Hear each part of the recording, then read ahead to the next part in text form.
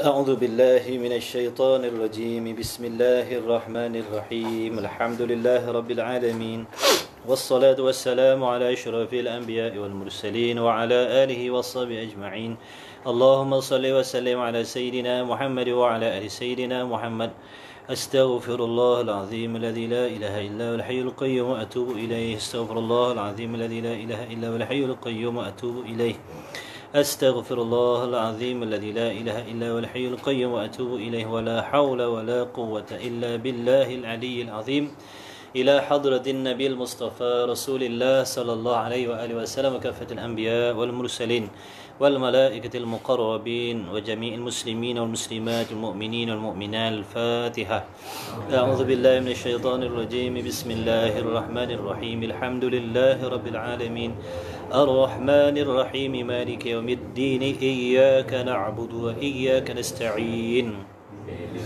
اهدنا الصراط المستقيم صراط الذين أنعمت عليهم غير المغضوب عليهم ولا الضالين آمين أعوذ بالله من الشيطان الرجيم بسم الله الرحمن الرحيم الحمد لله رب العالمين والصلاة والسلام على أشرف الأنبياء والمرسلين وعلى آله وصحبه أجمعين اللهم صل وسلم على سيدنا محمد وعلى آل سيدنا محمد سبحانك لا علم لنا إلا ما علمتنا إنك أنت العليم الحكيم اللهم افتح علينا حكمتك وانشر علينا من خزائن رحمتك يا أرحم الراحمين ربنا زدنا علما وفهما يا كاشف المشكلات اكشف الحجب عن وجوه هذه المعاني حتى نطلع على خفيات هذه المسائل واحفظنا من الخطأ والضلال فأنت موفق كل أمر وأنت علام الغيوب برحمتك يا أرحم الراحمين وهب لنا يا وهاب علم وحكمة وللرزق يا رزاق كلنا مسهلا وبالخير يا فتاح فافتح لنا وبالهدى بالعلم كلنا يا عليم مفضلا اللهم علمنا ما جهلنا وذكرنا ما نسينا اللهم اجعل أعمالنا خالصة لوجهك الكريم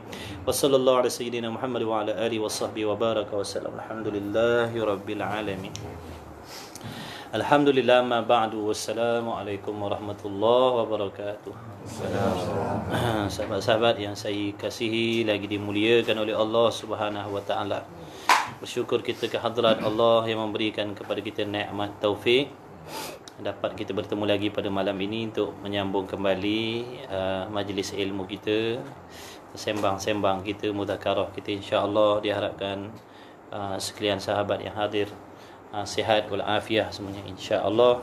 Sama-sama kita mengikhlaskan hati kita, semoga Allah Taala merezekikan kepada kita ilmu yang berkat, ilmu yang bermanfaat serta dikurniakan keberkahan berada di dalam majlis ilmu, dan kita pohon juga kepada Allah Taala agar tidak mengecualikan juga anak isteri kita, sahabat andai kita, kawan-kawan kita. Mudah-mudahan mereka turut juga mendapat keberkatan majlis ilmu kita pada malam ni insya-Allah. Allahumma amin. Baik, kitab kita yang pertama, kitab Tauhid, Faridatul Faraid. Sambungan pada muka surat 29 ke-10 ke? Dan dalil ilmu. Dan dalil ilmu. Baik, bismillahirrahmanirrahim. Qala Syekhul Musannif rahimahullahu taala wa nafa'ana bi'ulumihi fid darain amin insyaallah. Dan dalil ilmu Allah taala itu, yakni bukti yang menunjukkan di atas mesti ada sifat ilmu ataupun pengetahuan pada Allah Ta'ala. Jadi wajib bagi kita mukallaf mengetahui apakah bukti yang menunjukkan di atas satu-satu sifat kesempurnaan Allah Ta'ala. Jadi sama ada dalil ijmali ataupun dalil tafsili. Nisbah kepada kita orang awam memada dengan kita mengetahui dalil ijmali. Maknanya dalil-dalil yang kita boleh guna pakai untuk diri kita sendiri. Dalil-dalil yang ringkas, yang kita faham. Cuma lemah kita nak menghuraikan, lemah kita nak mengkupaskan jalan cerita dalil-dalil tadi menunjukkan di atas sifat kesempurnaan Allah Ta'ala. Baik, dan dalil, yakni bukti yang menunjuk di atas ada sifat ilmu pada Allah Ta'ala. Jadi kita yakin Allah Ta'ala tu ada memiliki ilmu kan. Yang mana erti ilmu tu pengetahuan, sifat pengetahuan. Jadi ilmu tu adalah sifat yang duduknya pada zat Allah Subhanahu wa Ta'ala. Kemudian ilmu Allah Ta'ala tu dulu kita dah diterangkan. Makna ta'alluq ataupun urusan sifat ilmu Allah Ta'ala itu ni nak dipanggil sebagai ta'alluq inkishaf. Makna nyata segala perkara yang ada itu pada pengetahuan Allah. Sama ada perkara yang bersangkut paut dengan perkara yang wajib ataupun perkara yang mustahil ataupun perkara yang harus, semuanya ada, semuanya nyata pada sifat ilmu Allah. Semuanya ada pada pengetahuan Allah Ta'ala. Kemudian ilmu Allah Ta'ala tentang sesuatu itu tidak terdahulu oleh jahil. Baik, jadi dalilnya itu ialah bahawasanya jika ada ia Allah Ta'ala bersifat jahil. Ini namanya dalil akli. Jadi akal kita berfikir, kalaulah Allah Ta'ala itu tidak bersifat dengan ilmu. Kalau Allah Ta'ala tidak memiliki ilmu, sudah tentulah dia bersifat jahil. Kerana jahil ni lawan bagi ilmu, did bagi ilmu, lawan bagi ilmu. Bahasa Melayu kita, jahil ni mana? Tidak mengetahui lah. Jawabnya, kalaulah Allah Ta'ala tu bersifat dengan jahil, nescaya tiada ada ia Allah Ta'ala mengkehendaki. Jadi akal kita fikir, kalaulah Allah Ta'ala itu tidak memiliki pengetahuan, sudah tentulah tidak ada kehendak pada Allah. Akal kita fikir macam tu. Itu namanya dalil akli. Contohnya kita buat contoh. Kenapa dalam hati kita, dalam diri kita timbul pelbagai kehendak?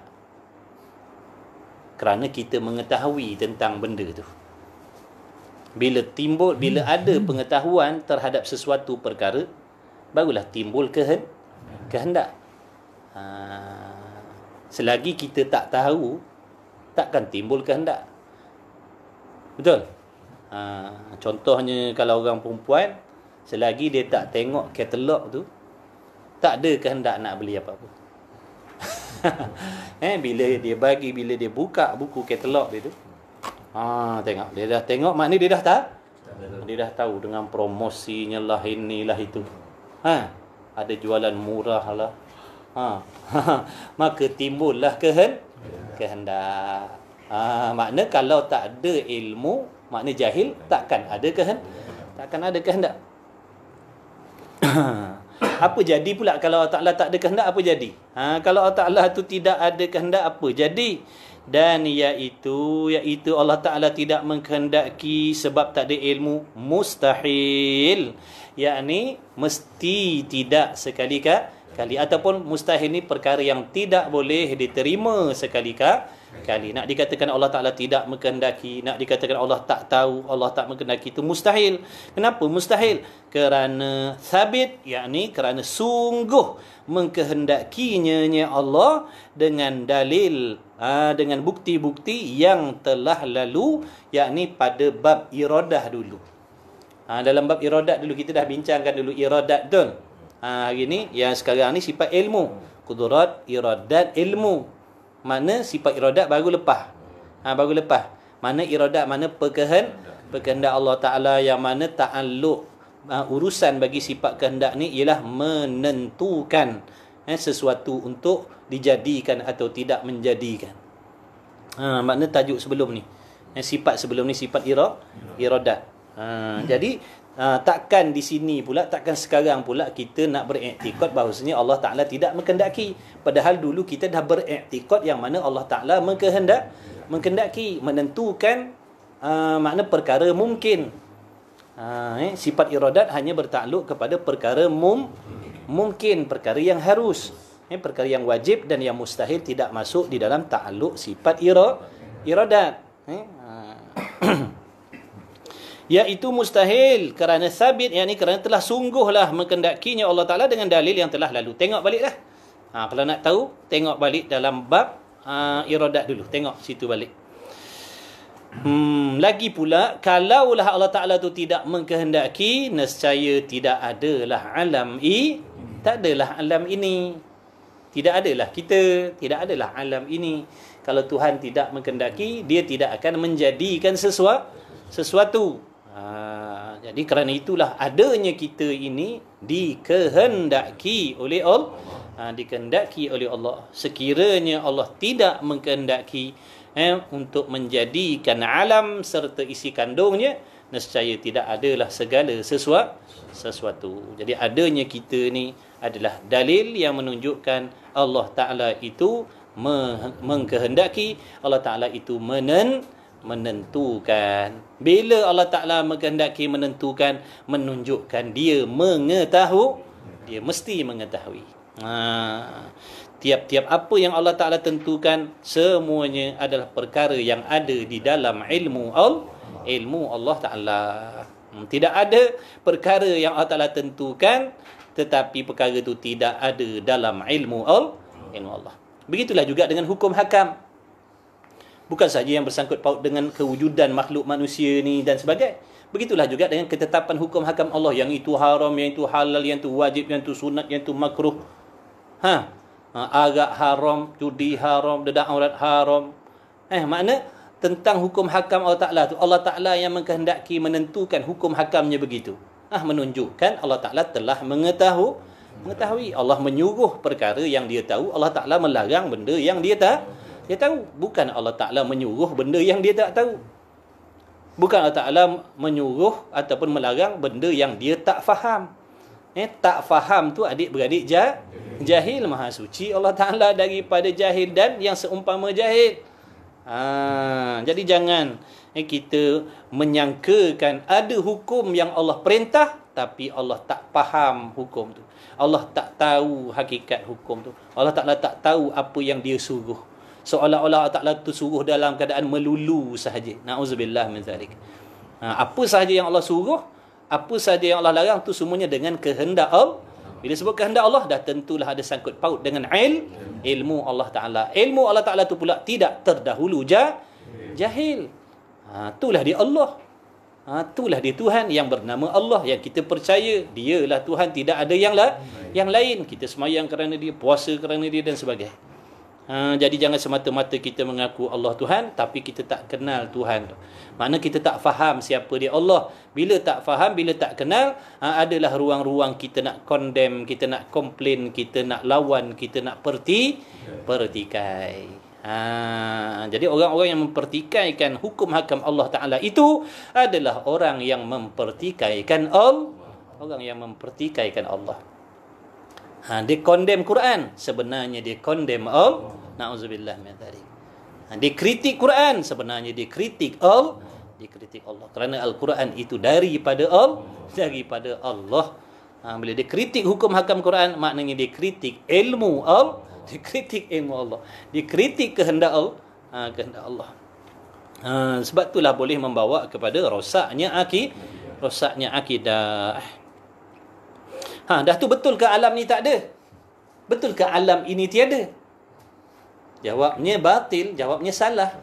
Kerana apa batil, kerana apa salah? Kerana mata kita sendiri dah menyaksikan adanya alam ini, yang mana seterusnya alam ini menjadi dalil, menjadi bukti yang menunjukkan mesti ada Tuhan yang menjadikan, mesti ada Tuhan yang mengkehendaki, mesti ada Tuhan yang mengetahui. Itu namanya dalil akli. Untuk kita orang awam cukup dah tu, lepas dah tu.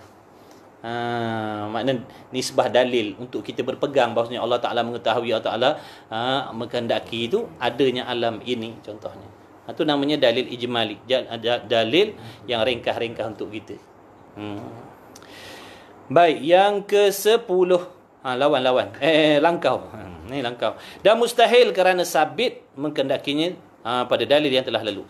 Maka sabitlah ilmu bila Allah Ta'ala, bila sungguh ada kehendak pada Allah, dengan sendiri sungguhnya adanya ilmu Allah Ta'ala. Tapi jangan kita anggap, jangan kita sangkakan bahawasanya di antara sifat kehendak dengan sifat ilmu itu ada dulu dan kemudian, kerana sifat ilmu dan sifat kehendak Allah Ta'ala itu sedia kala kedua-duanya. Sedia kala. Mana dua-dua sifat tu tidak ada permulaan bagi adanya di zat Allah. Cuma pada pihak akal kita fikir macam tadi kan, bila tak ada ilmu, tak ada kehendak. Sekali seimbah lalu nampak baru timbul kehendak. Tu nisbah akal, ada pun hakikatnya tidak begitu. Hakikatnya tidak begitu. Ilmu Allah dengan kehendak Allah sama. Mana sedia kala. Maka sabitlah ilmu, dan apabila sabit baginya Allah Subhanahu wa taala itu ilmu, mustahil atasnya Allah sifat jahil. Bila dalam hati kita dah menyungguhkan Allah, kita tak boleh nak terima dua-dua. Allah Ta'ala itu ada ilmu, Allah Ta'ala itu juga jahil. Tak bolehlah, sebab ilmu dan jahil itu sifat yang berlawanan. Bila hati kita dah menyungguhkan Allah Ta'ala ada ilmu, dengan sendiri kita akan tertolaklah, ternafilah jahil pada Allah. Jahil dan yang seumpama jahil. Adik-beradik, sepupu sepapak jahil tu mustahil. Tak tahu, tak faham, tak reti. Tu semua mustahil bagi Allah. Yang kata Allah tak faham, Allah tak tahu, Allah tak reti, jangan. Kerana itu semua sifat-sifat mustahil tu. Jangan diletakkan pada Allah, sifat kekurangan. Yang ke-10, sifat hayat. Apa erti hayat? Erti hayat sifat hidup. Wajib kita kena tahu. Baik, wajib bagi tiap-tiap laki-laki dan perempuan mengetahui serta beriktikad di dalam hatinya bahawasanya Allah Ta'ala itu adalah Tuhan ataupun zat yang mesti bersifat dengan hidup. Iaitu sifat hayat ataupun sifat hidup itu sifat yang maujudah. Makna Melayunya sifat yang ada. Sifat yang maujudah maknanya sifat yang ada dirinya pada zat Allah. Dia termasuk di dalam kumpulan sifat-sifat ma'ani yang 7. Yang sedia berdiri pada zat Allah. Maksud berdiri itu ada pada zat Allah. Jadi sifat hayat ni ada pada zat Allah bila sedia kala lagi. Bila sebut sedia kala, bukanlah baharu. Ada pun sifat kita, sifat hidup kita ni baharu. Sifat Allah sedia kala. Sifat hidup Allah sedia kala, sifat hidup kita baharu. Sifat hidup Allah duduk pada zat Allah. Sifat hidup kita duduk pada jirim ataupun jisim tubuh badan kita. Tak sama dengan sifat Allah Ta'ala. Jadi jangan dikatakan sifat hidup Allah Ta'ala tu baharu pula. Kalau dikatakan Allah Ta'ala tu sifat hidup dia baharu, menunjukkan asalnya Tuhan tu mati, kemudian baru dia hidup. Sebab tu tak boleh dikatakan sifat hidup tu baharu. Sifat hidup Allah Ta'ala tu sedia kala. Maknanya tidak ada permulaan bagi hidup Allah Ta'ala tu. Baik, pada zat Allah Ta'ala yang mengesahkan. Tak apa. Siapa lengah-lengah boleh berlunjuk. Pelengah kaki boleh berlunjuk. Nak nerak pun boleh. Tidur je jangan. Tidur je. Nak menerak boleh. Boleh. Sofa ada siap. Bantal macam-macam bentuk ada. Bantal peluk, bantal golek ada belakang. Boleh. Tengok tuan rumah nak bagi kawan datang selesa mengaji. Bantal pun disiapkan. Masya Allah. Ni nama dah ngantuk sorongkan bantal ni. Baik, insya-Allah. Jadi yang mengesahkan baginya, makna sifat hidup ni mengesahkan. Apa maksud mengesahkan? Membolehkan baginya Allah Ta'ala bahawa bersifat ia dengan ilmu dan lainnya daripada segala sifat, yakni daripada segala sifat kesempurnaan.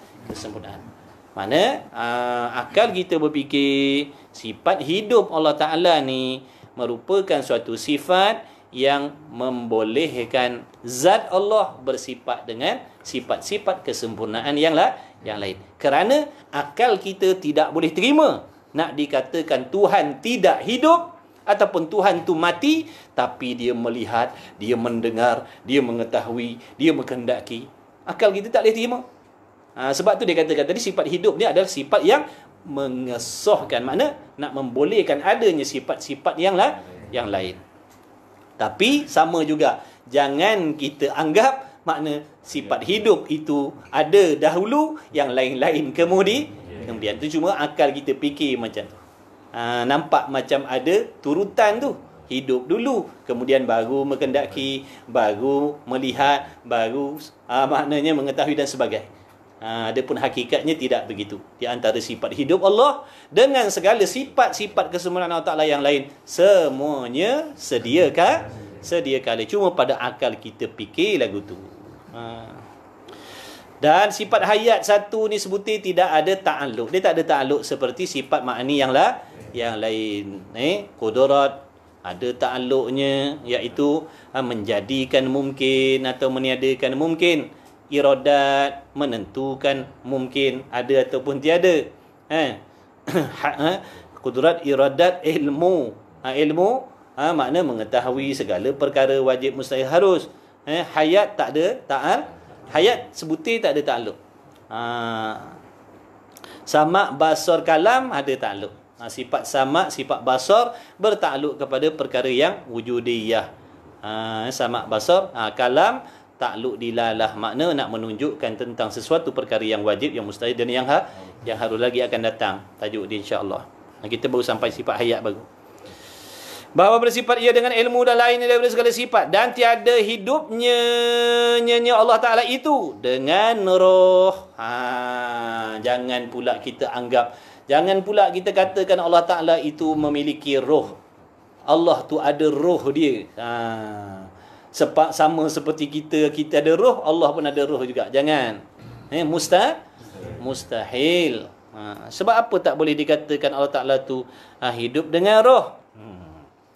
Maka tiada harus i'tiqad, makna haram kita beriktikad dan haram kita percaya bahawasanya ada baginya Allah Ta'ala itu roh. Jangan dikatakan Allah Ta'ala itu ada roh. Jika roh yang qadim sekalipun nak dikatakan roh Allah Ta'ala itu qadim, tak boleh.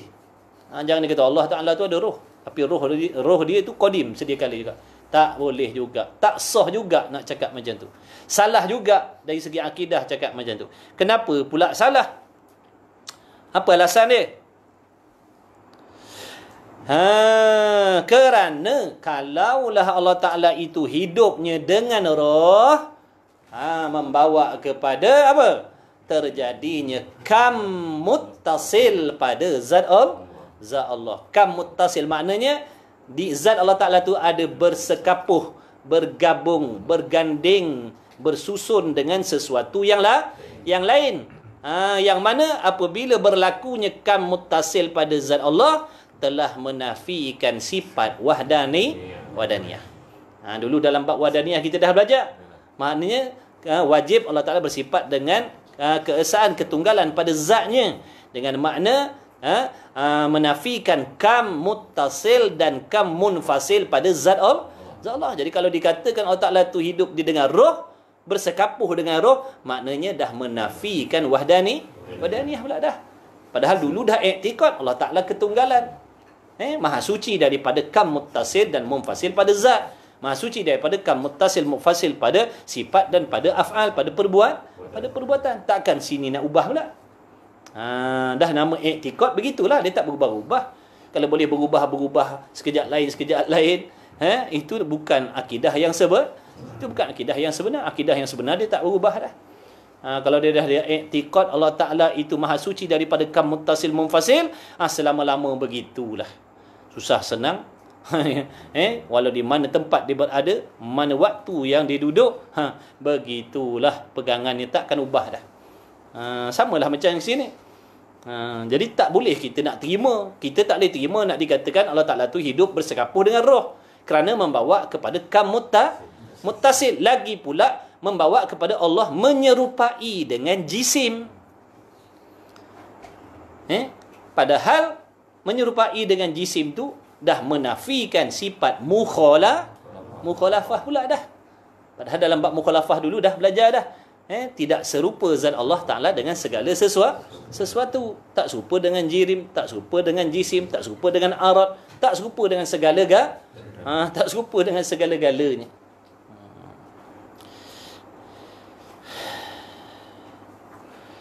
Dan ia sifat hidup, tiada ta'alluq dengan sesuatu. Jadi sifat hayat ni tidak ada bertakluk dengan sesuatu yang lain.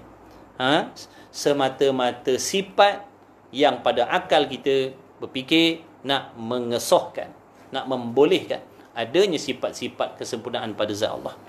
Dan mustahil lawannya hidup, iaitu lawan bagi hidup mati. Jadi sifat mati pada Allah mustahil. Apa erti mustahil? Sesuatu perkara yang tidak boleh diterima pada akal sekali-kali selama-lamanya.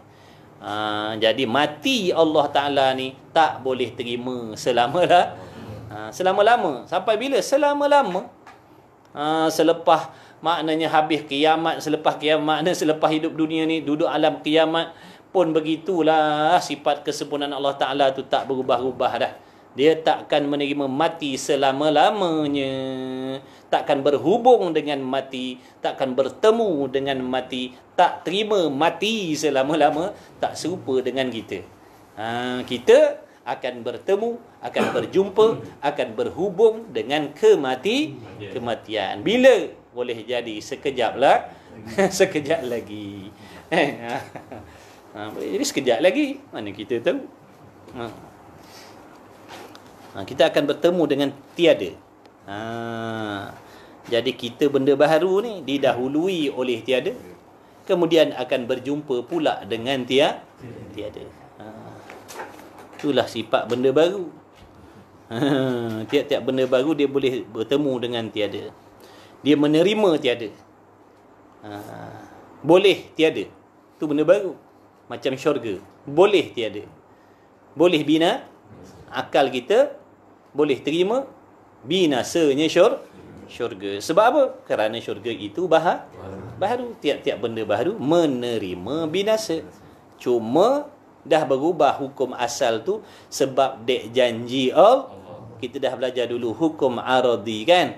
Maknanya janji Allah. Walaupun pada akal kita kata harus syurga neraka itu binasa, harus binasanya nikmat-nikmat syurga tu, tetapi tilik kepada janji Allah mustahil binasa. Takkan binasa nikmat syurga dan azab neraka tu, neraka dan syurga tu takkan dibinasakan oleh Allah. Tak binasa sebab apa? Allah janji nak kekalkan.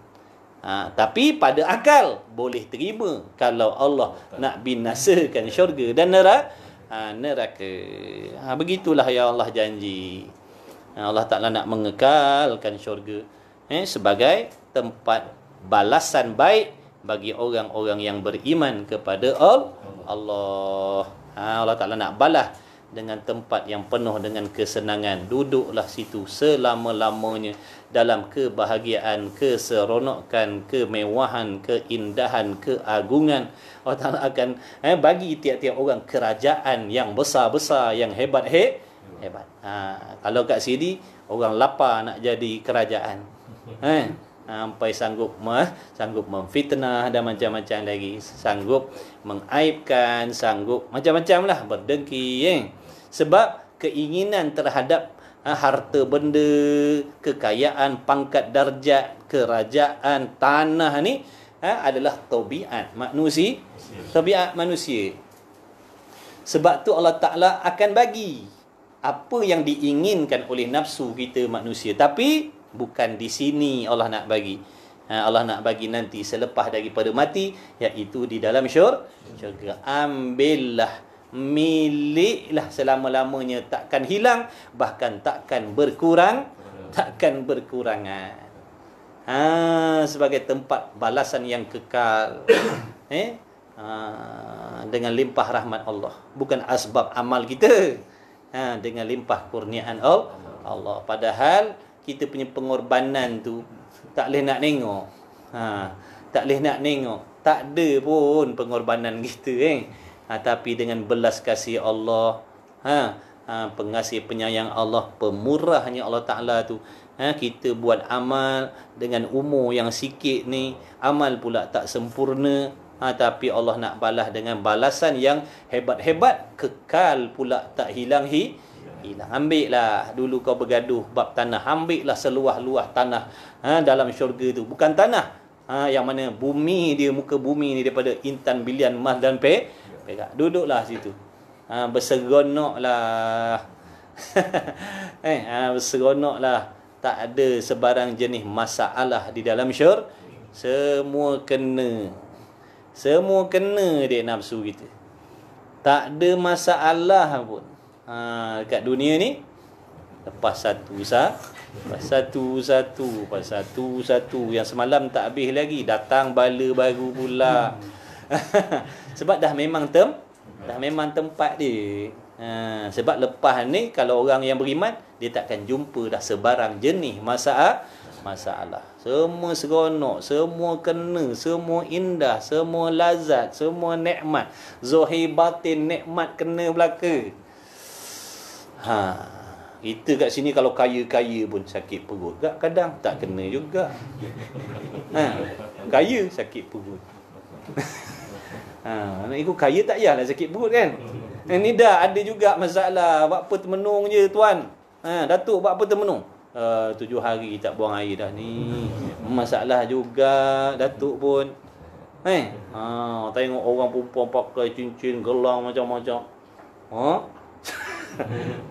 Tapi dia tak boleh lawan Fir'aun, tak boleh lawan Korun ni. Pun ada masalah. Ada masalah gak hidup dia. Jadi gi mari sama je. Sama sah. Ada orang rumah duduk pondok buruk je. Tak ada apa, tenang hati dia. Nampak tak? Dah sebab apa Allah Ta'ala tak nak balas kebaikan yang kita buat atas dunia ni? Kerana Allah Ta'ala tidak kehendak nak memberi balasan yang sementara. Walhal boleh je Allah Ta'ala nak bagi. Kita datang kuliah tadi kan, rumah kita duduk pondok buruk je, balik kuliah tengok jadi mah ligai dah rumah.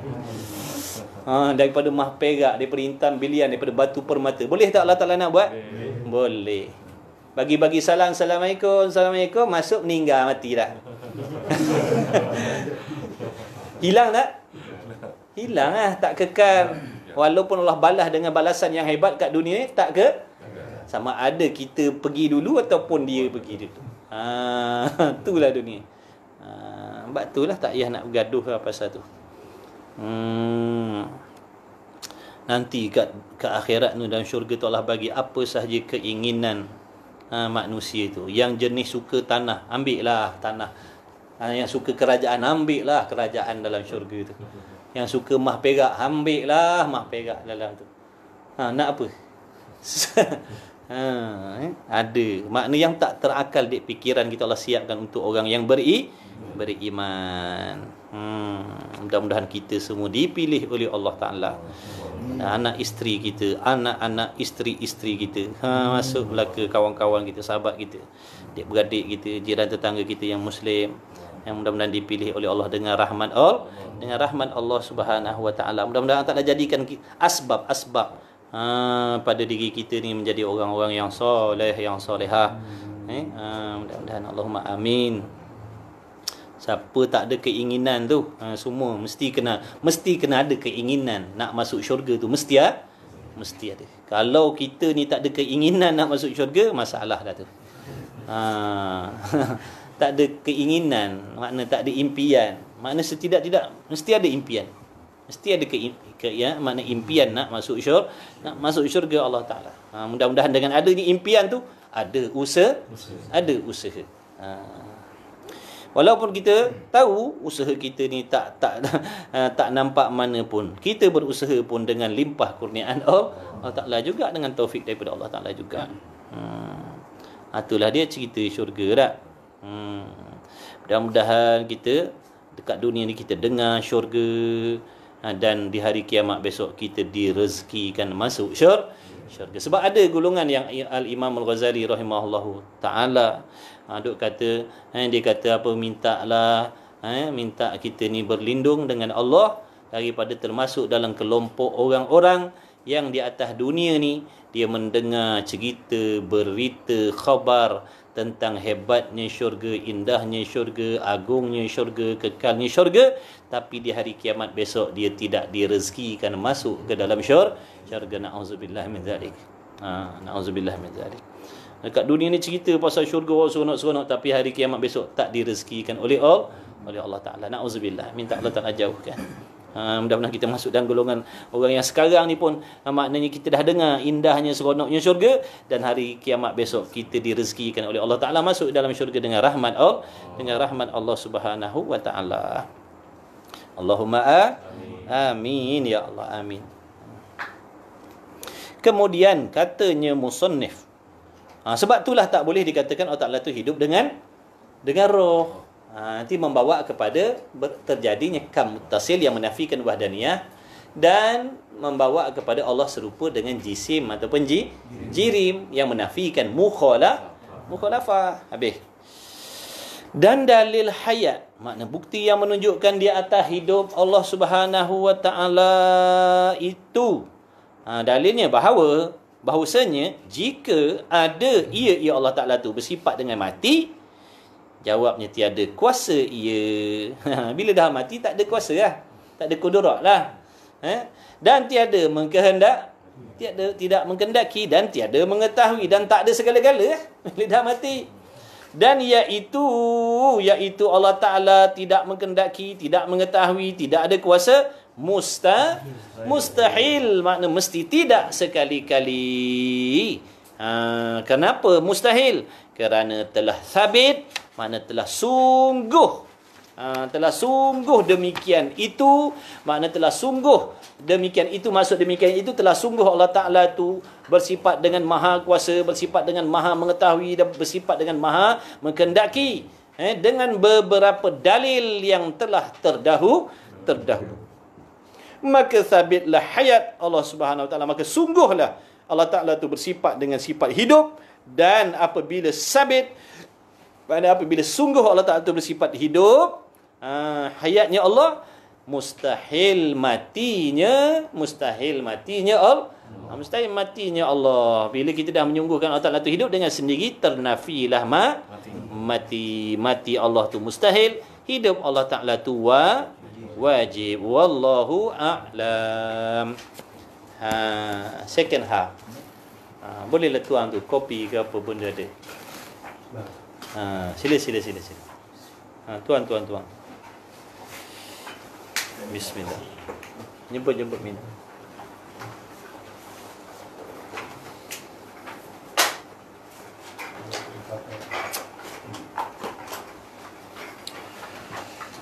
Pernah bagi hati Ya, Ustaz. Kesat apa?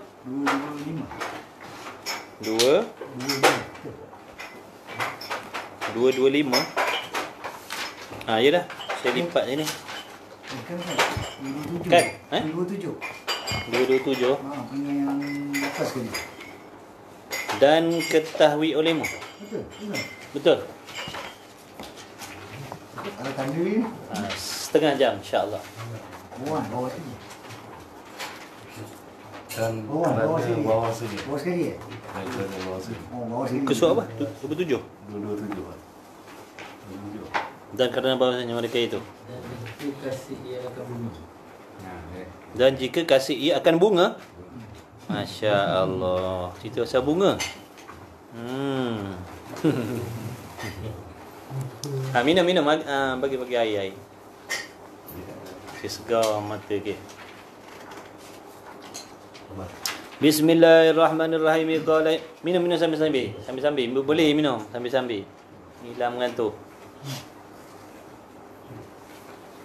Qala Syekhul Musannif rahimahullah taala wa nafa'na bi 'ulumi fid darain amin.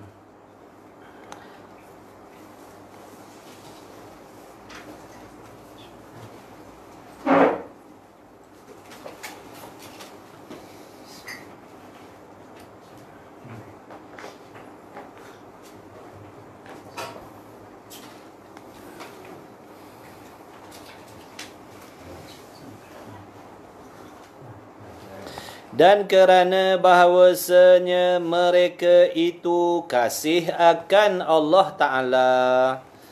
Ni cerita pasal kasih, cerita pasal cinta. Bila kita mengaku kita kasihkan seseorang, maka kita juga akan kasih apa yang dikasihi oleh seseorang tu. Ni contoh bila kita kata kita sayang mak ayah kita, apa yang mak ayah kita suka, kita pun kita pun suka. Kalau orang tanya sebab apa kau suka benda tu? Sebab mak bapak aku suka benda tu. Maka aku pun sukalah. Itulah.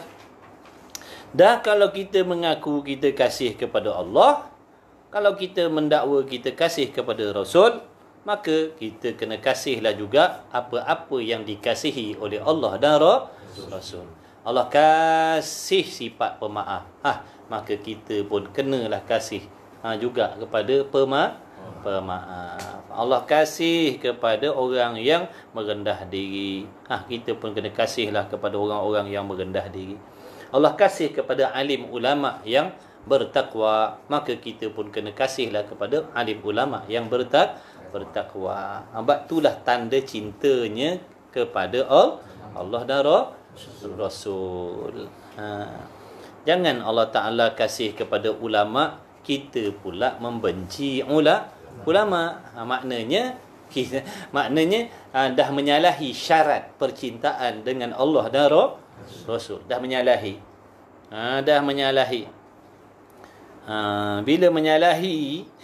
Bila menyalahi tadi, mengundang kebencian, mengundang kemurkaan Allah Ta'ala lah. Walaupun kita mengaku kita kasih kepada Allah, tapi kita mencela alim ulama'nya. Kita mencela orang-orang yang Allah kasih, padahal Allah kasih kepada mereka. Kita mencela pula golongan yang dikasihi oleh Allah. Maka kita akan dicela oleh Allah. Dan kerana bahawasanya mereka itu kasih. Sebab tu kalau kita jahat-jahat pun, maksiat-maksiat pun, jangan sampai membenci apa yang Allah kasih. Kita ahli maksiat, contohnya kita tak solat, kita tak semayang.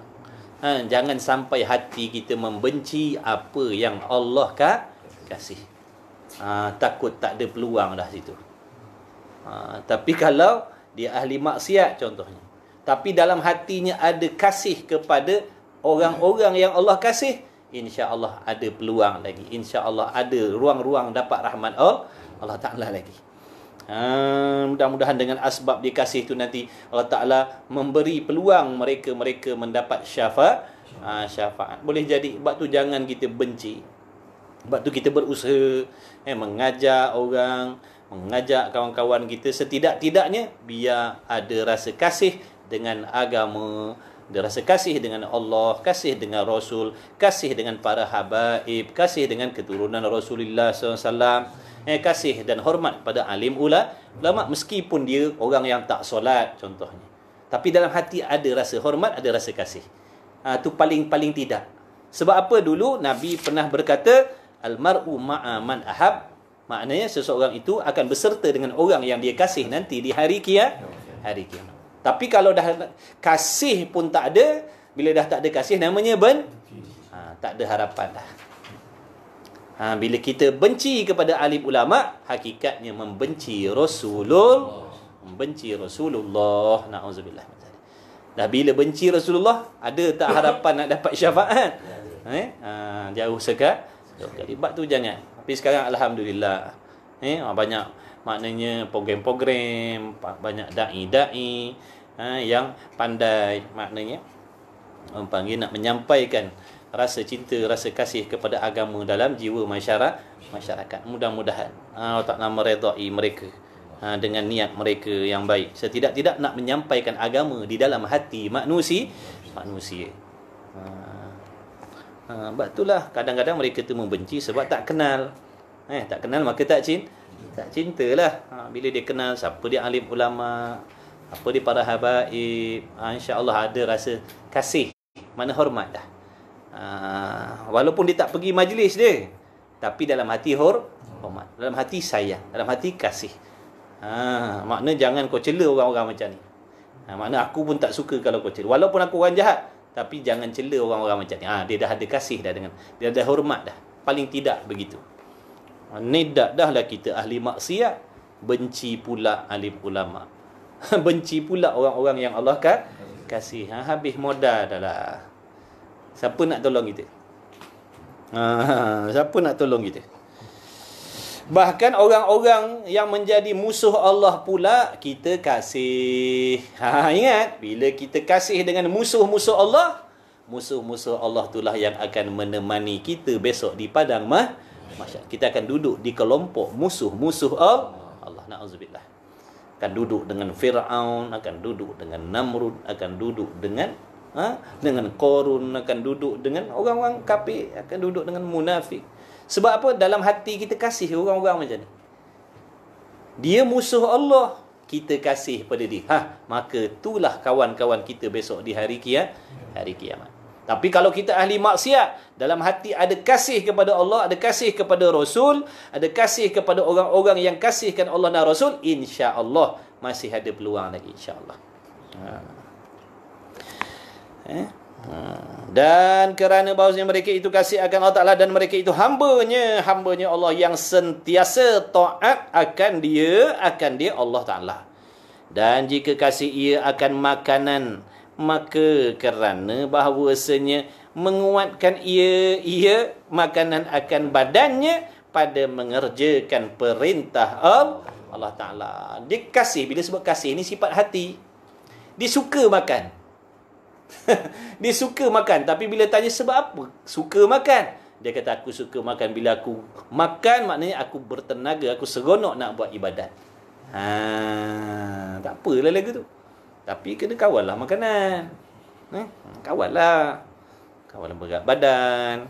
Sebab kalau dah berat nanti dah payah pula nak beribadat. Kalau tak kawal nanti timbul macam-macam penyakit, payah pula nak ibadat lah. Tapi kalau dikata dia suka makan, tak lain dan tak bukan sebab dia apa? Kerana asbab dengan makan tu dia boleh beribadat. Nampak tu dia kasih makan. Dia suka makan. Pada mengerjakan perintah Allah Ta'ala. Yang mana Allah Ta'ala tu adalah kekasih dia. Dengan makan tadi boleh menghubungkan dia dengan Allah Ta'ala. Siapa dia Allah tu? Kekasih dia. Patutlah dia suka makan pun. Sebab asbab daripada makan tu dapat kesihatan yang baik. Dia boleh beribadat kepada kekasih dia, iaitu Allah Ta'ala. Kalau dia kasih pada kenderaan, kenapa? Dia kata dengan asbab guna kenderaan ni aku mudah nak beribadat kepada Allah Ta'ala. Sebab tu dia kasih. Tapi kalau dia kasih kerana dunia, tu tak boleh lah. Dan jika kasih ia akan bunga, dan tanam-tanaman, dan sungai. Kasih ni mana dia suka tengok bunga. Dia suka tengok bunga. Perempuan ni dia suka tengok bunga. Tapi ada ke orang lelaki suka tengok bunga ni? Hobi dia bunga orkid lah dibeli. Satu pasu 7-800. Jangan main-main hobi ni. Kita tengok apa barang orkid macam ni. Tepi-tepi hutan pun kita jumpa. Dia kata, tak sama. Tak sama. Dia kata, kau tak percaya kau pergi tanya kat kedai berapa satu pasu. Satu pasu 7-800 beli. Dah minat je dah. Tak apalah kalau maknanya dengan asbab dikasih kepada bunga tadi tu boleh mengingatkan dia kepada Allah contohnya. Dia tengok bunga tu, makin rasa cinta dia pada Allah. Dengan tengok bunga tadi dia dapat merasakan keesaan Allah, keagungan Allah Ta'ala. Tak apalah kalau macam tu.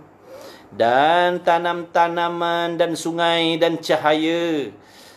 dan segala rupa yang elok, maka kerana semuanya itu perbuatan Allah Ta'ala. Sebab itulah Nabi SAW kasih kepada semua kasih kepada semua makhluk. Kerana apa?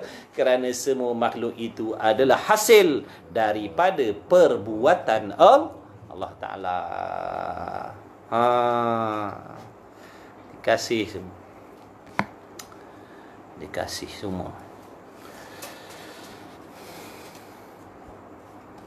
Dan menunjukkan makna benda-benda tadi tu, sama ada sungai, bunga-bunga, cahaya, rupa-rupa parah yang elok, yang cantik tu, menunjukkan keesaannya Allah. Itulah dalil-dalil ketunggalan Allah Subhanahu wa Ta'ala. Dan dalil yang menunjukkan kekuasaan Allah Ta'ala, dan memperingat akan segala sifat. Maksudnya dengan dia melihat benda-benda tadi, boleh menolong dia mengingat kepada Allah Ta'ala. Dan keelokannya, yakni kesempurnaannya Allah Ta'ala. Dan kebesarannya Allah Ta'ala. Bila dia tengok benda-benda macam tu, menyedarkan dia lagi betapa hebatnya Allah, betapa agungnya Allah, betapa bijaksananya Allah Ta'ala. Semua makhluk tu. Semua makhluk. Timbulnya masalah dalam hidup kita, itu juga dalil kebijaksanaan Allah Ta'ala. Datangnya bala dalam hidup kita, itu juga dalil tentang kebijaksanaan Allah Ta'ala. Tapi kita tak payahlah nak fikir macam tu. Orang-orang tu lain. Orang-orang tu lain. Sebab tu semua elok. Dia kata tak ada yang tak elok. Semua elok sebab datang daripada Tuhan yang elok. Datang daripada Tuhan yang pengasih, datang daripada Tuhan yang penyayang. Maka dia tengok semua tu, dia tengok dengan kasih sayang Allah Ta'ala. Tapi bila kita tengok dengan nafsu, tu yang jadi lain. Kita tengok dengan nafsu tu jadi lain. Tak nampaklah, terselindunglah kebesaran Allah Ta'ala tadi. Orang yang hebat-hebat tu dia tengok hakikat perkara itu semua daripada Allah, maka dia sayang semua. Sebab tu Nabi sayang semua. Yang Nabi benci benda-benda maknanya maksiat. Ada pun diri manusia tu, tubuh badan dia tu Nabi sayang. Sebab apa Nabi benci maksiat pula? Sebab Allah benci maksiat. Allah benci maksiat. Sebab tu ada satu peristiwa, apabila ada seorang tu Yahudi tu mati dalam keadaan tak sempat nak memeluk agama Islam, Nabi rasa bersalah dia. Nabi rasa berdosa, Nabi rasa bersalah sebab maknanya orang tu mati dalam keadaan tidak hilang. Padahal Nabi dah sehabis-habis usaha dah. Nabi dah Nabi sedih maknanya. Seolah-olah Nabi tu tak sempat, tak boleh nak menyampaikan makna biarkan orang tu mati dalam keadaan begitu. Padahal Nabi dah berusaha, sebaik-baik pendakwah dah, nombor 1 dah. Mana ada orang boleh challenge dia nombor 1. Dia nombor 1, semua nombor 1, dia semua nombor 1. Semua yang baik-baik semua duduk di dia nombor 1. Dia lah hero-nya, dia lah idolanya, dia lah juaranya. Ketua orang yang sabar dia, ketua orang pemaaf dia, ketua orang pemalu dia, ketua orang paling berani dia. Ketua. Makna contoh suami yang romantik dia lah. Semua duduk di dia. Sempurnanya Rasulullah sallallahu alaihi wasallam. Sayang semua dia. Dia sayang semua. Sebab dia yang paling mengenal Allah. Dia yang paling mengenal Allah Subhanahu wa Ta'ala. Maka dialah yang paling hebat ibadatnya. Contoh, semua contoh dia. Uswatun hasanatun. Contoh, semua akhlak baik-baik. Tak payah fikir dah yang lain. Dialah. Nak jadi orang yang orang nombor 1. Nak jadi orang nombor 1. Sifat pemaaf, tirulah Rasul. Nak jadi pemurah, tirulah Rasul. Nak jadi panglima, tirulah Rasul. Nak jadi suami, tirulah Rasul. Semua duduk dia lah. Dia itu Nabi SAW ni yang menceritakan, yang menunjukkan kelakuan akhlak yang ada di dalam Al-Quran tu. Itulah rupa dia. Allah zahirkan akhlak Al-Quran tu, zahirkan padanya Nabi Muhammad sallallahu alaihi wasallam. Contoh kalau kita terfikir macam manalah kalau aku ni contohlah, kalau aku ni boleh beramal sungguh dengan Quran tu sungguh-sungguh, macam manalah? Jawabnya macam Rasul lah. Tapi mustahil lah kita nak sampai tahap tu kan. Tapi itulah dia. Kalau orang tanya macam mana kalau manusia ni boleh beramal dengan Quran tu sungguh-sungguh, macam mana? Itulah dia Rasulullah yang mencontohi, yang mematuhi, yang mengikut Al-Quran zahir dan batin. Semua gerak-geri di Al-Quran, tingkah laku di Al-Quran, tutur kata di Al-Quran, semua contoh. Masya Allah. Allahumma salli ala Muhammad.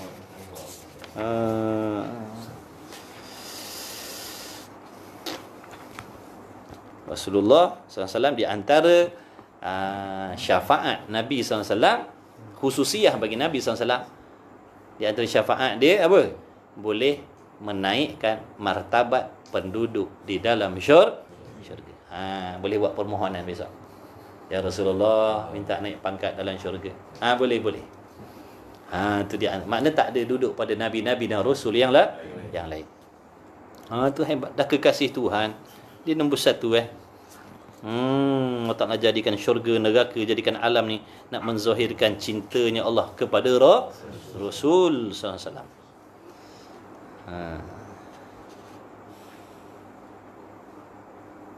Dan jika kasih ia akan orang yang perbuat kebajikan baginya, dan akan guru yang mengajarnya, maka kerana mereka itu wasitah, makna apa? Perantaraan antaranya dan antara kekasihnya, iaitu Allah Ta'ala. Dia sayang dengan guru dia. Sebab apa dia sayang sangat guru dia tu? Kerana guru dia itulah yang menjadi asbab menyampaikan dia kepada kekasihnya, iaitu Allah Ta'ala. Macam mana cara guru tu tadi menyampaikan dia dengan kekasih dia, iaitu Allah?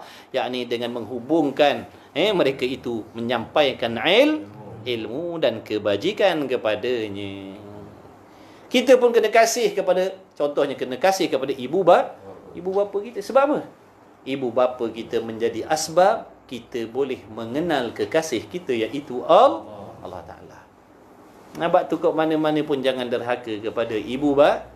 Walau kita alim setara mana pun, sehebat mana pun, sehafal mana pun ilmu macam-macam, jangan menderhakai mak bapak kita. Walaupun mak bapak kita tu contohnya fardu takdir mereka itu ahli maksiat, jangan. Sebab pada adat, kalau bukan asbab dia, kepala kita ni takkan dapat bersujud kepada Allah Ta'ala. Bahkan dia itulah yang mengajar kita bercakap, dia itulah yang mengajar kita membaca, dialah yang mengajarkan kita kepada agama. Tu ujian bagi anak-anak yang ada agama. Kadang-kadang Allah Ta'ala uji mak bapak begitu. Nak tengok anak dia sombong ke tidak, takabur ke tidak, lupa ke tidak. Kadang-kadang aku mengaji, mak bapak tak mengaji,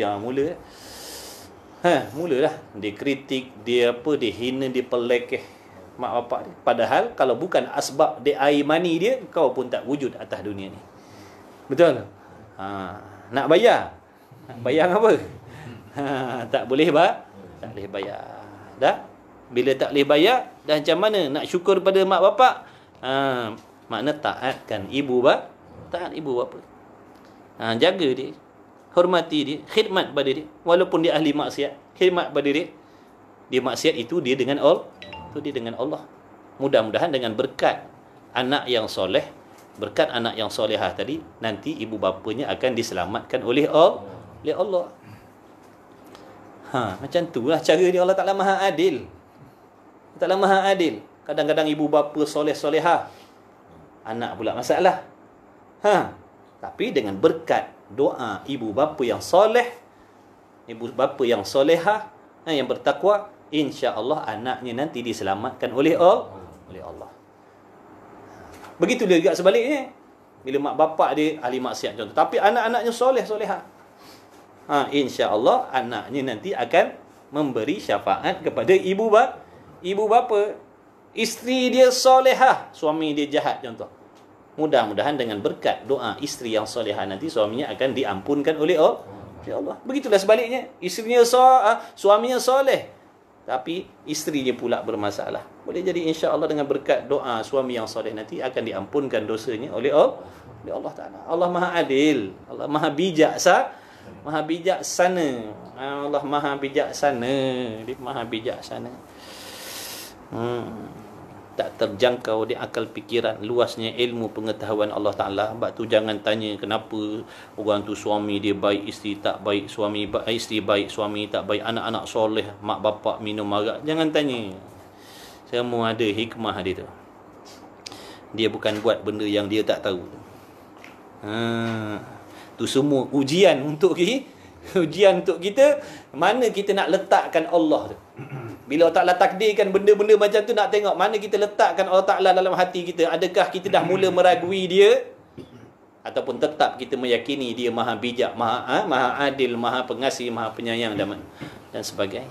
Ataupun bila Allah Ta'ala takdirkan, Allah Ta'ala zahirkan yang tu baik, yang tu jahat, yang tu Islam, yang tu kafir, yang tu taat, yang tu maksiat, kita dah mula-mula, ya ke Tuhan ni adil, ya ke Tuhan ni alim, ya ke Tuhan ni, dah mula meragui. Nampak tak?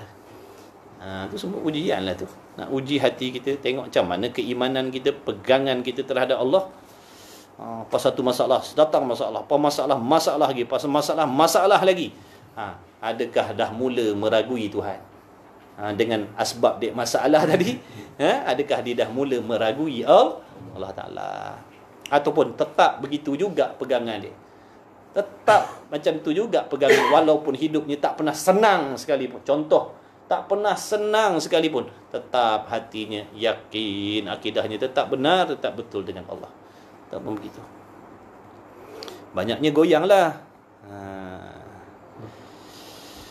Dan sebab itulah, dan jika kasih akan orang yang perbuat kebajikan, baginya orang yang buat baik dengan kita. Sebab tu dalam doa jangan lupa doakan orang-orang yang berbuat baik dengan kita. Kan? Kita minta ampun kepada Allah untuk diri kita khususnya, minta ampun untuk mak bapak kita, minta ampun untuk anak isteri kita, minta ampun juga untuk orang yang berbuat baik dengan diri kita, dan mintakan juga keampunan untuk orang-orang yang ada hak mereka atas diri kita.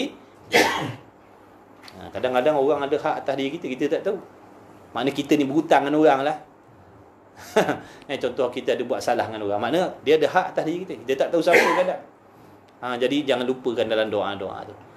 Allahumma ighfir lana wa liwalidina wa limasyayikhina. Mana guru-guru kita, mak bapak kita dah tentulah, anak isteri kita dah tentulah, sahabat andai kita dah tentulah.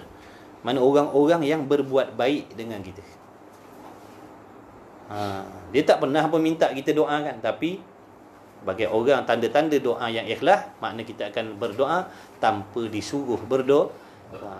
Dia tak pernah meminta dengan kita doa, tapi kita nak doakan dia. Macam tu.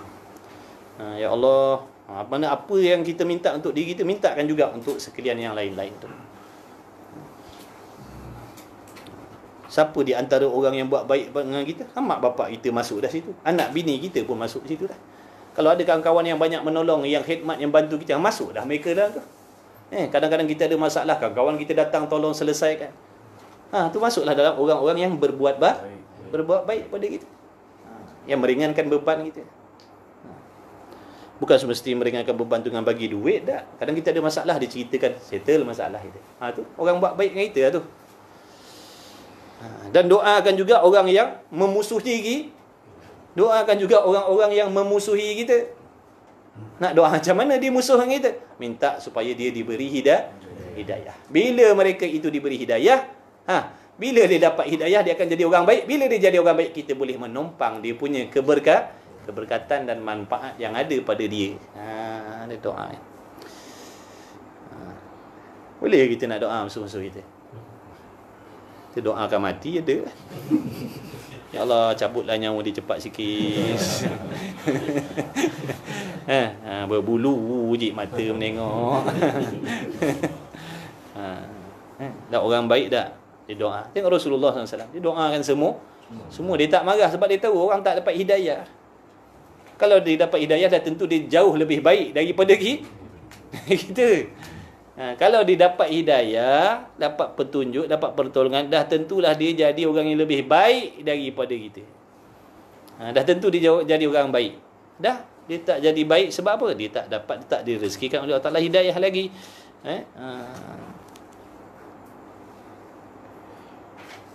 Rasul dia doa kat semua. Nak ikut malaikat Jibril, nak belasah semua tu. Kan? Malaikat Jibril, kekasih dia, Nabi Muhammad SAW pun jangan main-main. Duk caci maki hamun Nabi pula, nak bunuh Nabi. Bagi tahu. Nak buat apa? Nak suruh terlongkop kan? Nak suruh hempap dengan bukit-bukit ni. Bila-bila masa je dia over. Tapi Nabi dah. Itu nak menunjukkan Nabi lebih hebat dari malaikat lagi. Sifat sabar Nabi tu lebih hebat daripada segala-gala lagi. Kita jangan. Maka Allah, Nabi doa, Allahumma hdi qaumi fa innahum la ya'lamun. Ya Allah, bagilah petunjuk kepada kaum aku ni. Sesungguhnya mereka tak tahu. Sesungguhnya mereka tu jahil, ya Allah. Mereka tak tahu. Sebab itulah dia buat macam khianat dengan aku ni, sebab dia jahil, dia tak tahu. Kalau dia dapat hidayah, dia tak buat khianat dengan diri aku. Tengok akhlak Nabi sallallahu alaihi wasallam. Kita boleh tiru, minta maaf. Kita boleh tiru. Kita minta maaf lah kalau boleh, Masya Allah, tabarakallah. Dan tentulah kita akan jadi orang yang pemaaf. Kalau kita boleh, kita akan jadi orang yang pemaaf. Tapi kita tak nampak sampai ke situ. Kita pandang satu pihak, kita tak nampak pihak yang lain. Nabi doa, ya Allah, bagilah mereka petunjuk. Mereka buat macam itulah orang yang berdengki dengan kita. Sebab apa dia berdengki dengan kita? Sebab dia tak dapat petunjuk. Kalau dia dapat petunjuk, dia jadi orang lebih baik daripada kita lagi. Semuanya ujian. Nak tengok kita perasan baik tak? Bila ujian, Allah Ta'ala datangkan kepada kita orang-orang yang zahirnya nampak tak baik. Nak uji kita, berasa baik dah.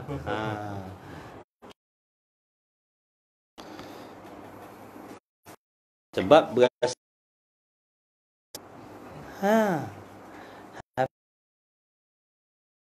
Jap. Tadi dah beritahu, habis dah lah. Jap. Rugi ni. Jap. Habis dah lah.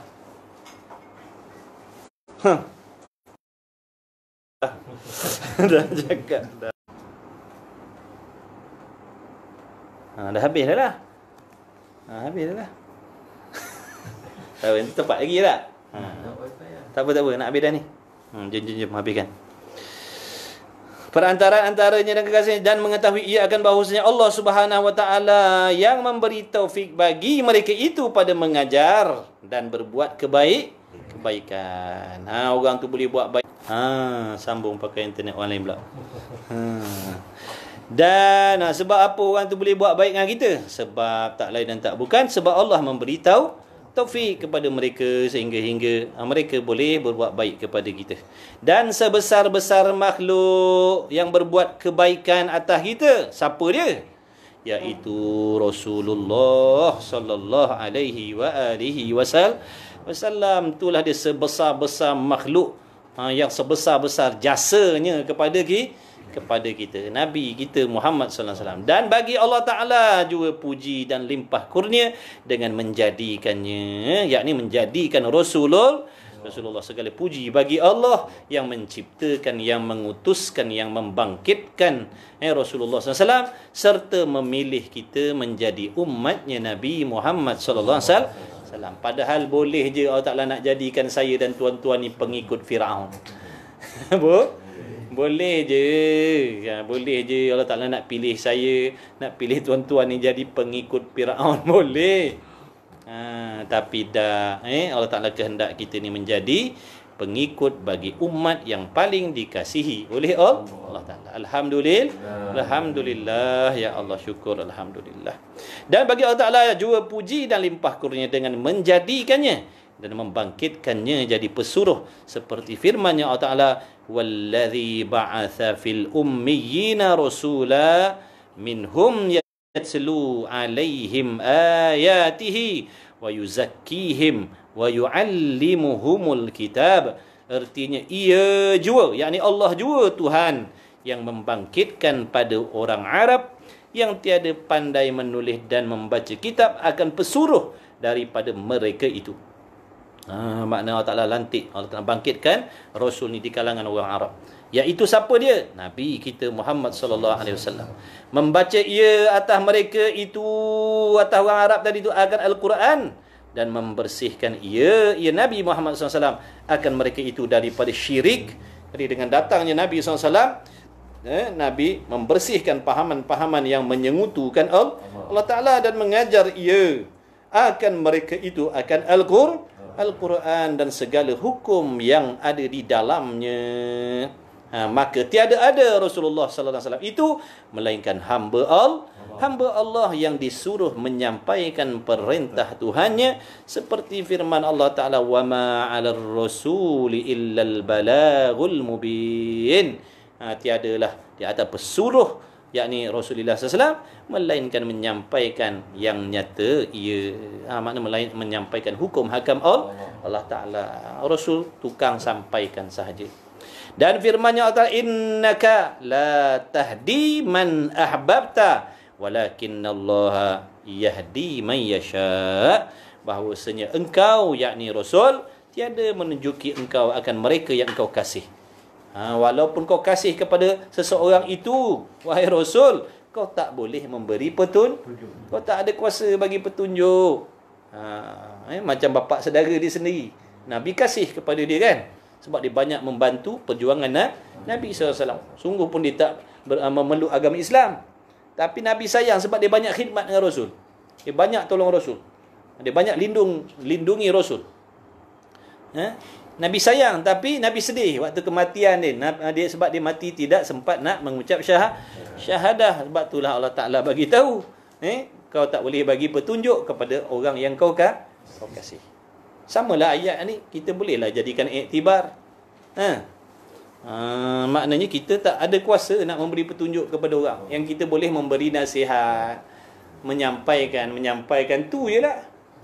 Menyampaikan bab kata Tok Guru, kita ada gigi dengan kita ada gigi dengan lidah je. Kita tak mampu nak mengubah manusia melainkan Allah Ta'ala. Bukan bermaksud bila kita menasihati beribu-ribu kali, orang tu tak berubah, Allah tak bagi pahala dah. Setiap kali kita mengingatkan, setiap itulah pahala untuk diri kita. Bukan maksudnya bila kita mengingatkan benda yang sama, dah tak ada pahala dah. Pahala lain Allah Ta'ala bagi, walaupun kita sebut benda yang sama. Tadi sebut Allah dah, lepas tu sebut Allah lagi, lepas tu sebut Allah lagi, lepas tu sebut Allah lagi. Tiap-tiap kali sebut tadi pahala yang berbeza-beza diberi oleh Allah Ta'ala. Begitulah juga kita mengingatkan, kita menyampaikan nasihat, benda yang sama. Sebab tu jangan kita pernah berhenti, jangan pernah putus asa. Sebab yang mengubah tu Allah. Andai kata sekali je kita nasihat, terus jadi solehah dia. Nak nasihat apa? Silap dia nasihatkan kita balik pula dah. Sekali kita cakap, dia terus berubah jadi solehah dah. Terus tak ada buat masalah dah. Tertutuplah ruang-ruang pahala. Dah kita pun tak cakap nak suruh semayang apa, dah dia semayang dulu pada kita. Tu hikmah, nampak? Hikmah Allah Ta'ala jadikan anak ke isteri ke suami. Selalu isteri pesan dengan suami ni, semayanglah bang. Jangan tak semayanglah. Ditegur suami dia dengan penuh adab. Tetap tiap-tiap kali mengingatkan, tiap-tiap kali tu dia dapat pahala. Dia tak mampu nak mengubah suami dia melainkan Allah. Sebenarnya Allah Ta'ala nak membuka ruang kepada si isteri tadi mendapat pahala yang banyak. Mengingatkan ni, makna nak menasihati ni bukan maknanya Allah Ta'ala bagi tanggungjawab tu untuk suami je tak. Semua orang kan amal makruf nahi mungkar tu untuk semua. Untuk semua. Apa tu jangan jemu mengingatkan. Dah nasihat-nasihat tak berubah, dan nasihat-nasihat tak berubah. Ada juga orang jadi marah gitu. Nak nasihat apa lagi? Kenapa nak nasihat lagi? Dia tak nak berubah. Apa nak nasihat lagi? Dia tak faham lah tu. Dah kalau kita ada kuasa mengubah, tak payah nasihat, ubah terus. Buat apa nak nasihat lagi? Ubah terus je lah.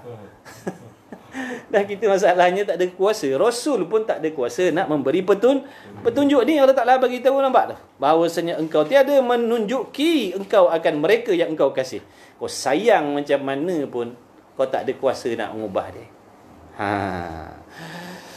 Dan tetapi Allah Ta'ala, yakni bahkan Allah Ta'ala lah yang menunjuki, ia Allah Ta'ala akan mereka yang mengkehendaki. Ia Allah akan makna kalau Allah Ta'ala kehendak, Allah Ta'ala nak bagi petunjuk orang tu, Allah akan ubahlah. Allah akan ubah orang tu. Walaupun pada zahir kita kata mustahil dia nak berubah. Mustahil dia nak berubah, dia takkan berubah, kata kita. Tapi bukan kehendak Allah. Allah kehendak, Allah Ta'ala kehendak berubah. Bila Allah Ta'ala nak ubah orang tu daripada kelakuan sejahat-jahat mungkin, boleh menjadi kekasih Allah dalam sekelip mata. Tu contoh tengok pengikut Fir'aun. Pengikut Fir'aun. Jangan main-main. Pengikut Fir'aun. Sampai dia dah percaya Fir'aun tu Tuhan. Bayangkan tu. Dah khidmat dengan Fir'aun, tukang-tukang sihir tu. Tetapi bila Allah kehendak, sekelip mata dia beriman kepada Allah Ta'ala, matinya mati syahid. Tak sampai berminggu pun. Tak payah menanti mengaji tauhid, mengaji usuluddin, mengaji. Tak payah. Tengok dengan kehendak Allah, daripada tukang sihir, Allah Ta'ala kehendak mereka itu beriman kepada Allah, matinya mati syahid. Walaupun diugut oleh Fir'aun, kalau tak kembali kepada agama dia yang dulu, beriman kepada Fir'aun, dia akan gebus hidup-hidup. Dia tak kisah, biarlah mati, gebus hidup-hidup pun. Tengok tu. Serta merta Allah Ta'ala memberi akidah yang sangat hebat. Tu Allah Ta'ala punya kuasa lah. Dia tak ada kuasa. Sebab tu jangan lemah kita nak menasihati. Sebab kalau niat kita tu betul, dia tak sia-sia. Tetap kita akan dapat pahala walaupun nasihat yang sama kita bagi tahu. Wallahu subhanahu wa ta'ala a'lam wa ilmuhu wa atam. Jadi boleh cukuplah sampai situ, insya-Allah. Nanti banyak-banyak alim pula nanti. Bismillahirrahmanirrahim. Alhamdulillahirabbil alamin wassalatu wassalamu ala rasulillah Allahumma rabbana fa'na. Insya-Allah dengan berkat majlis ilmu kita pada malam ini, dengan berkat junjungan besar Nabi kita Muhammad sallallahu alaihi wasallam, dengan berkat tuan-tuan pengarang kita, dengan berkat para malaikat yang Allah Ta'ala utuskan di mana-mana majlis ilmu, majlis zikir, dengan berkat ibu bapa kita, mudah-mudahan Allah Ta'ala mengkabulkan segala doa-doa kita, hajat-hajat kita, untuk kita, untuk anak-anak, isteri-isteri kita semua, sahabat andai kita. Mudah-mudahan dipermudahkan segala urusan dunia dan akhirat. Mudah-mudahan kita senantiasa dibimbing oleh Allah Subhanahu wa Ta'ala, diingatkan sentiasa sewaktu kita lupa, sewaktu kita leka. Mudah-mudahan kita tak terlalu hanyut atas dunia. Mudah-mudahan Allah Ta'ala mempermudahkan urusan rezeki kita, anak isteri kita, adik-beradik kita, kaum keluarga kita, sahabat andai kita diberi rezeki yang halal, dimurahkan rezeki, lagi pula berkah. Mudah-mudahan Allah Ta'ala membersihkan hati kita daripada sebarang jenis sifat mazmumah, dan mudah-mudahan Allah Ta'ala mengurniakan sifat-sifat mahmudah dalam hati kita semua. Allahumma amin ya Allah. Mudah-mudahan Allah Ta'ala panjangkan umur kita semuanya, diberi keberkatan pada umur kita, diberi keberkatan pada rezeki kita. Mudah-mudahan kita dimatikan oleh Allah Ta'ala sebagai orang yang sebagai seorang penuntut ilmu. Mudah-mudahan Allah Ta'ala pelihara akidah kita, insya-Allah. Amin ya rabbal alamin. Bismillahirrahmanirrahim. Alhamdulillah rabbil alamin. Wassalatu wassalamu ala rasulillah. Allahumma rabbana fa'na bima 'allamtana, rabbana 'allimna alladhi yanfa'una, rabbana fakir ahlana wa qarabatil lana fi dinina ma ahli qutri unsa wa dzakarallahu ma khalisna mimma ana fihi khalasan jamila. Wa sallallahu ala sayyidina Muhammad walhamdulillahi rabbil alamin. Taqabbalallahu minni wa minkum, minna wa minkum, taqabbal ya karim. Alhamdulillah, alhamdulillah. Waalaikumsalam warahmatullahi